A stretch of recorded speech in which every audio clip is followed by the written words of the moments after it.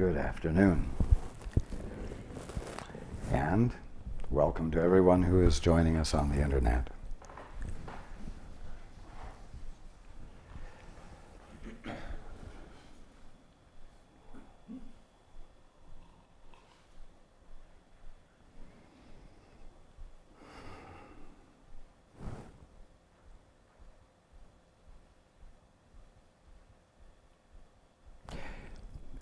There is a habit that all of you have been engaged in, we'll say since the beginning of your lifetime here. And that habit is to believe that you're a human being.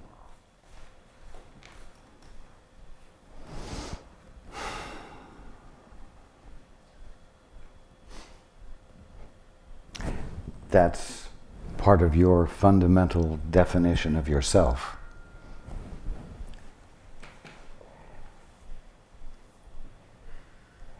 And it's that fundamental premise that we're in the process of breaking down, annihilating. It colors every thought that follows that you have. As a result, you begin a spiritual quest, and you see yourself as a human being somehow improving himself or herself, somehow finding the means to grow beyond being a human being. A physical presence, the product of a sperm and an egg. And indeed, we've been meeting for a year and a half and reading from the Course and breaking down that fundamental idea. And yet, because it has been the premise of your sense of yourself and therefore of your life, you still see yourselves in many ways as human beings trying to overcome the human condition. And there is a tendency to use the Course as a means to overcome this human condition, when what the Course is teaching and what I have been teaching is that you were never in a human condition because you were never a human being. You have from the beginning been nothing more and nothing less than the presence of God expressing what God is being right where you are.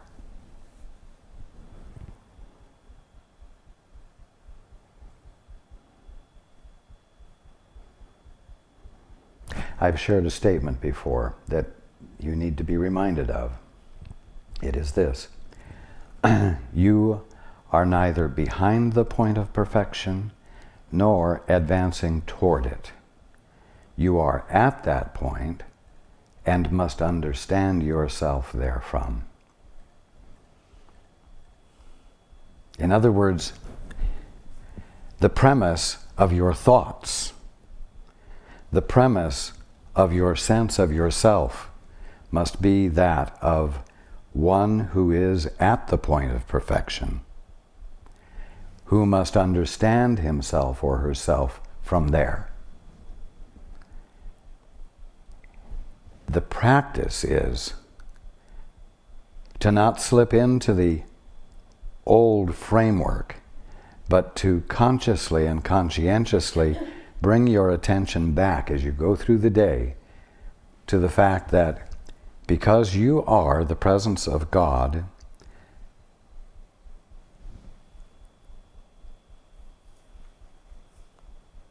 you are at the point of perfection, and you must conceive of yourself from there.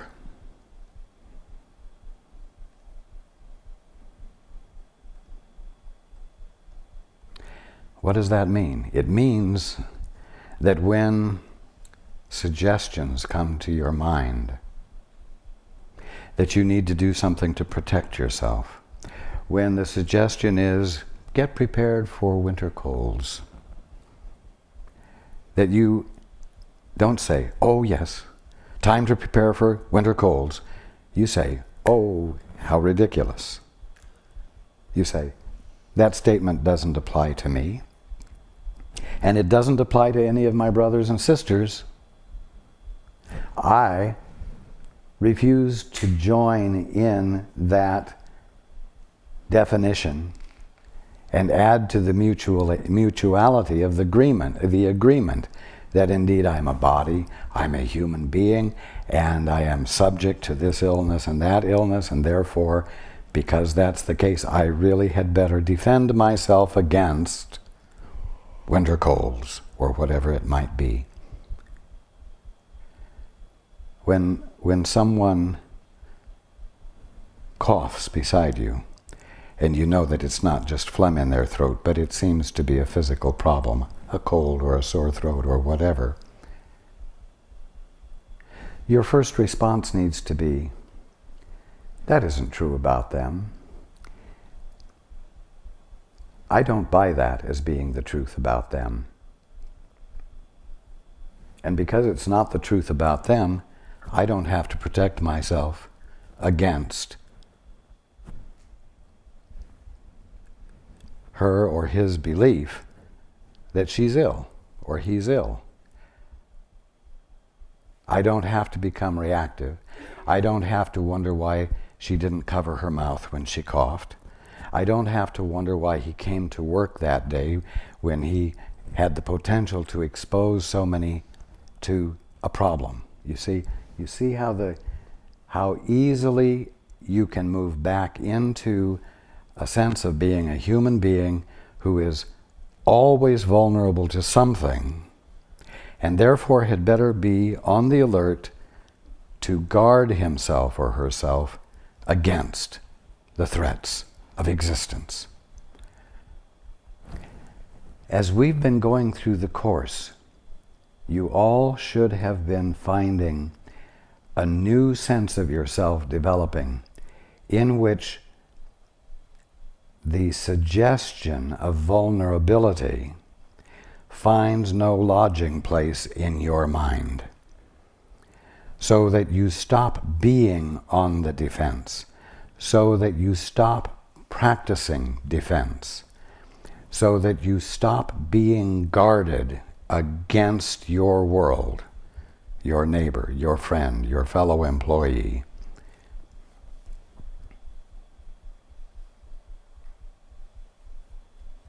And what problems they might bring to you, because you are vulnerable and you are subject to this, that, and the other thing. It doesn't really matter what it is. What matters is whether or not you're buying into the idea that you're vulnerable. Well, I better strengthen my immune system.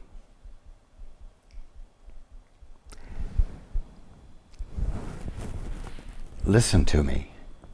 You are immune because of what you are.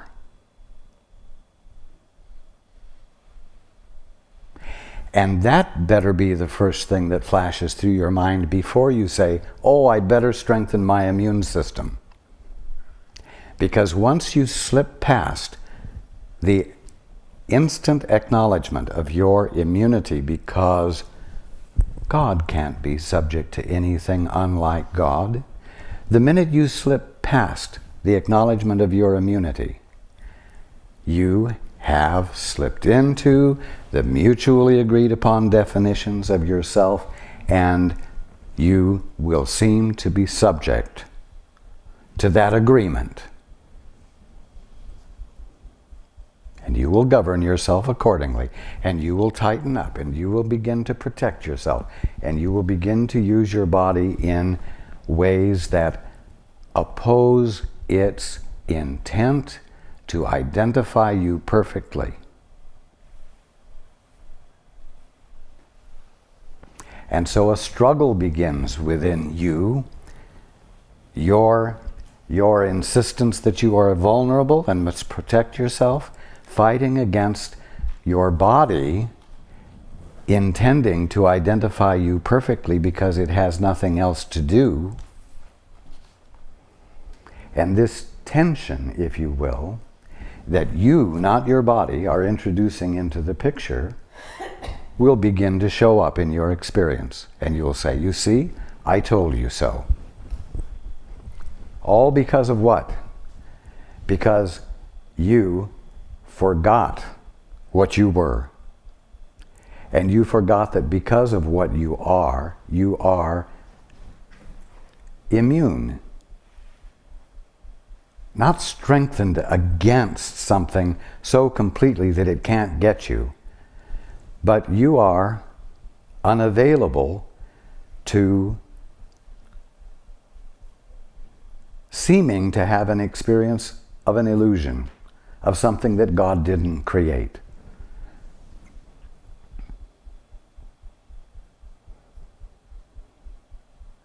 I've talked before about the way the ego works. The ego is not a presence. It's an idea that all of you have made up, but it isn't a presence. It has no authority. It has no capacity to initiate anything. And so how does the ego work? The ego works like a hypnotist through what? Suggestion, yes. It suggests that you have been exposed to the flu, you'd better become afraid, you better protect yourself. The idea wisps into your mind. Something has just occurred here that has put you in danger. That is a suggestion.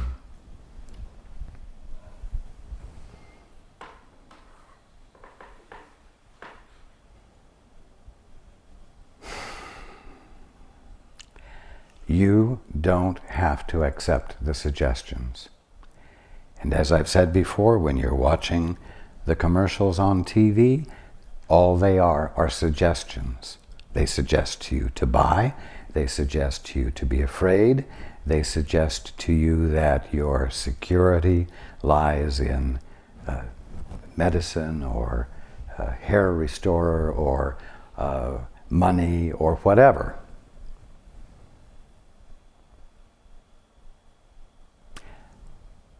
You don't have to buy into the suggestion. You don't have to join in with and substantiate a mutually agreed upon definition. And if you withdraw your agreement, if all of you begin to withdraw your agreements, the mutually agreed upon definition fades together with their seeming effects.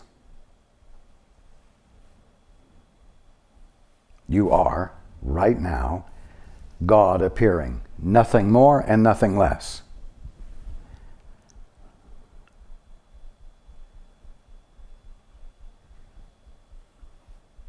That's the bottom line premise of your being, of your existing.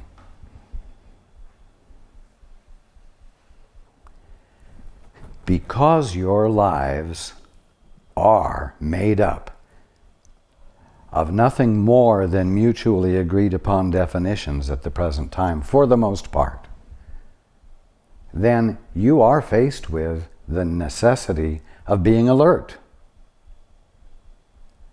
To recognize when these definitions present themselves in your mind for you to agree with and thereby confirm. Why? So that you can use that opportunity to remember the truth and move back to the real fundamental premise of your existence, which is that you are neither behind the point of perfection nor advancing toward it. You are at that point, and you must understand yourself therefrom. You must be willing to experience yourself therefrom. You might say that you must be willing to teleport from your mutually agreed upon definitions to the real fundamental premise of your being. And you must be alert to every opportunity you have to make that leap, that jump, as it were.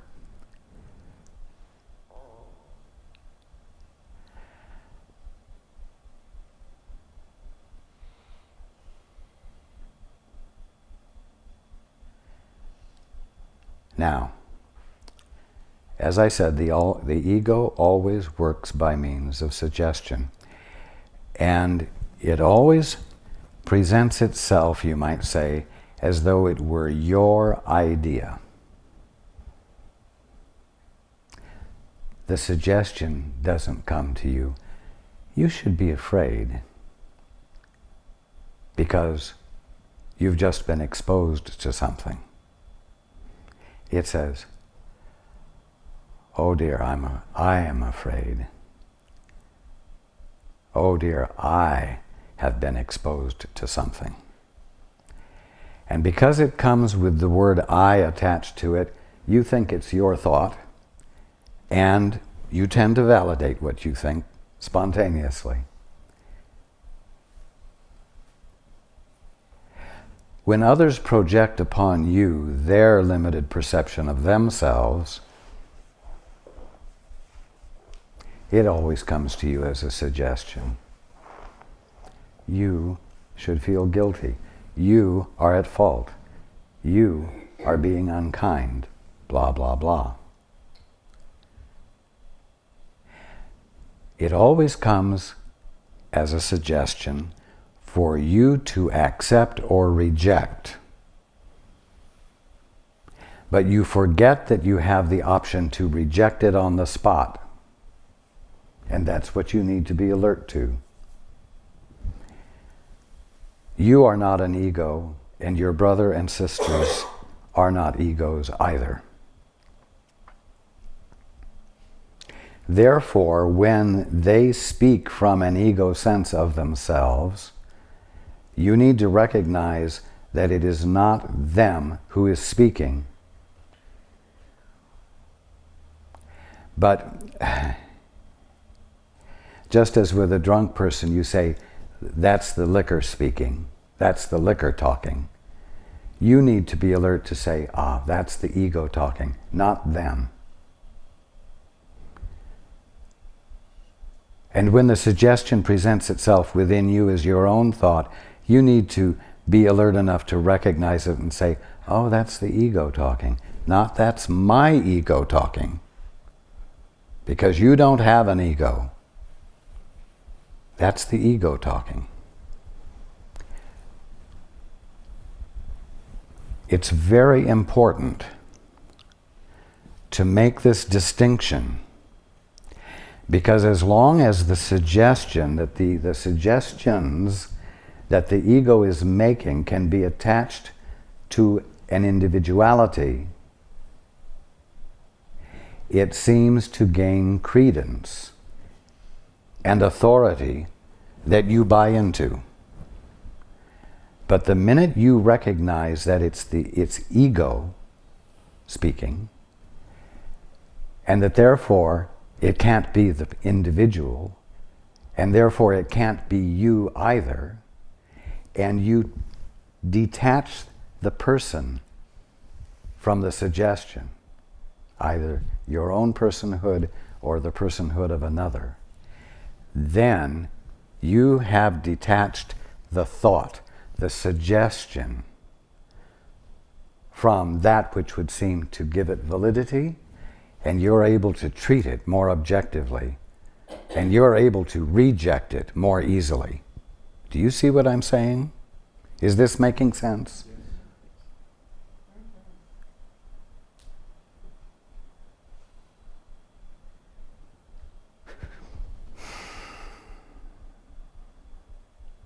You are neither behind the point of perfection nor advancing toward it. You are, and you always have been, at that point. And you must begin to experience and understand yourself from that point.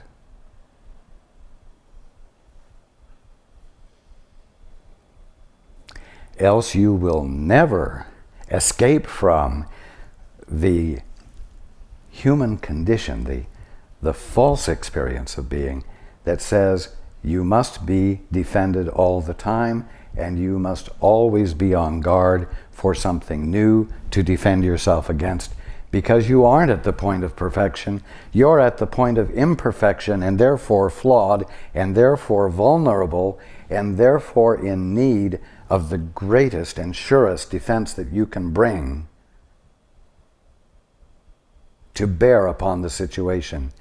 And I'm telling you that your greatest defense is the recognition that you don't need a defense at all, because you're not anything less than the presence of God manifesting Himself as Himself right where you are, and that is what you are. And is God vulnerable? And is anything that God is manifesting as Himself right there where you are vulnerable to anything? No.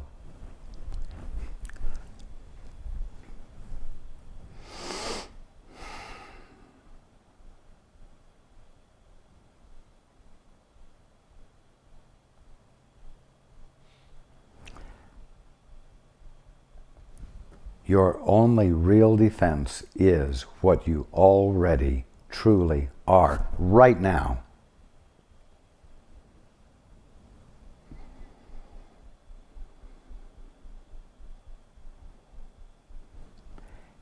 And from understanding yourself there, you will be able to say to the suggestions that come, sorry, I'm not going to join with this suggestion.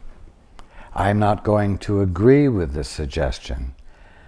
There's nothing about this suggestion I need to be afraid about, so I'm not going to react to this suggestion.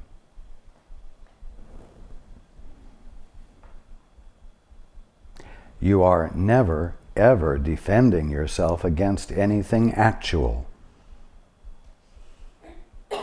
You're only defending yourself against something you are afraid is real, like a child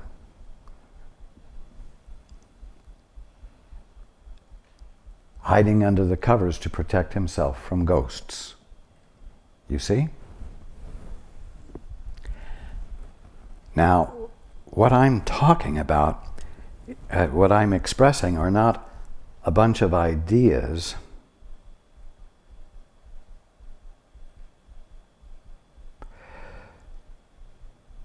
that you can use to create a better protection for yourself.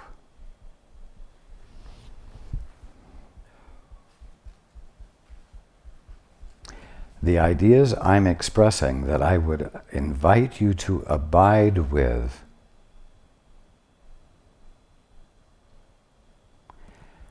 express the fact that you are that which is utterly invulnerable. And you need to claim that for yourself. You need to claim it for yourself, not as a defense, but as a conscious reminder of the truth about you, so that you don't slip back into the habit of trying to be a better and better human being in order to grow out of being human.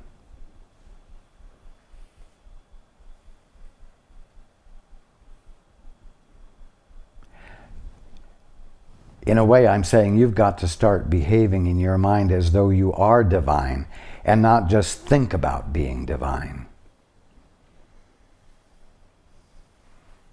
So that you are using your mind in a new way, and not just repeating the old habits that are so well ingrained that they feel absolutely natural. And because they feel absolutely natural, they are unquestionable. And you just go along in the same groove, grooving along, without ever calling the groove into question, or without having the opportunity to discover that there ain't no such thing as a groove, and you're not in it and never were. Do you see what I'm saying? Okay. Let's go to the book.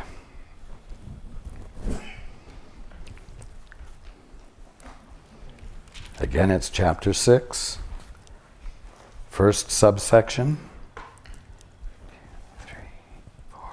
5th paragraph. In the sparkly book, it's page 119, first full paragraph. I have made it perfectly clear that I am like you and you are like me.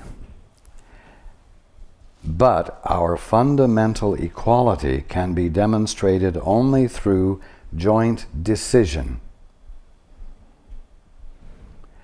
Now, so far, I've been asking you to decide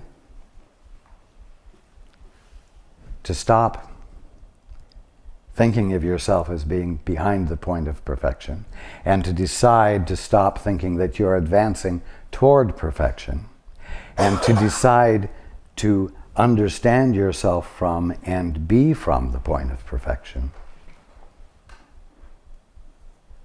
That's what I am being. That is my decision, and I'm asking you to join me in it, because in our joining together in it, it is strengthened. Conversely, in your joining me in that decision, the mutually agreed definitions are weakened. And so, in your decision, you help the rest of the brotherhood by weakening their conviction around the mutually agreed upon definitions. Your support has been withdrawn.